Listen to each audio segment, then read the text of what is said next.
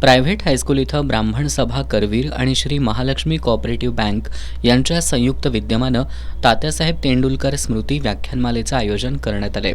व्याख्यानमालेच्या चौथ्या दिवशी रविवारी प्रसिद्ध विधिज्ञ युवराज नरवणकर यांनी प्राचीन भारतातील कायदे आणि न्यायव्यवस्था आणि सद्यस्थिती या विषयावर मार्गदर्शन केलं.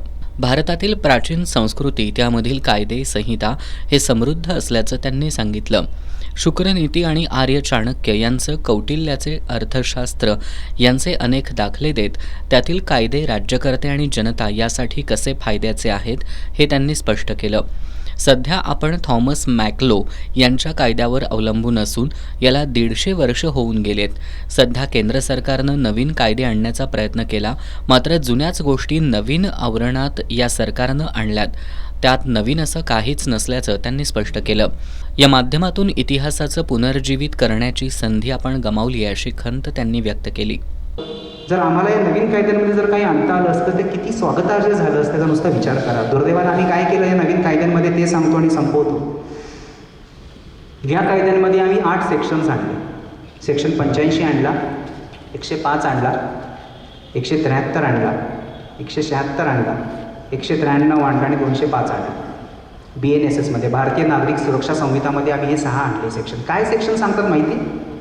हे सेक्शन सांगताय की समजा एखाद्या पीडितेवर अत्याचार झाला तर त्या पीडितेची आम्हाला ऑडिओ व्हिज्युअल साक्ष द्यायची. मी केवळ आय टी इन्फ्रास्ट्रक्चर असा ढोल बडवून जर ऑडिओ व्हिज्युअल मीन्सचा वापर हे जर त्यांचं स्टेटमेंट रेकॉर्ड करण्यासाठी करत असेल तर ही तुमची जबाबदारी नाही का की डेटा प्रोटेक्शन ॲक्ट तुम्ही आधी लागू करा जो तिथं भिजत पडला आहे.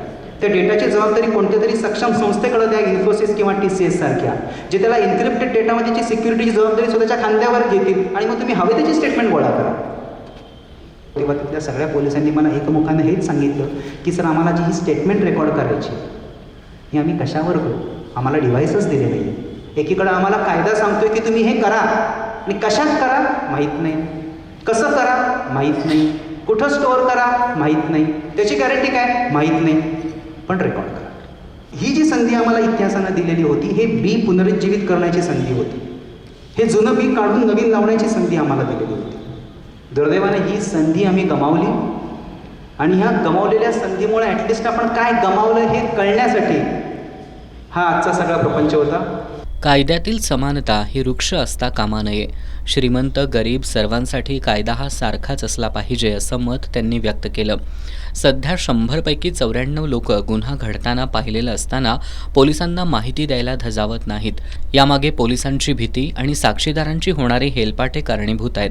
यावेळी केदार हसबनीस, सुप्रिया तेंडुलकर, डॉक्टर उदय कुलकर्णी, ॲडव्होकेट राजेंद्र किंकर, विवेक शुक्ल, डॉक्टर दीपक आंबर्डेकर, केदार तेंडुलकर, जयंत तेंडुलकर, श्रीकांत लिमये, NA कुलकर्णी, अनुराधा गोसावी, सुहास तेंडुलकर आदी उपस्थित होते.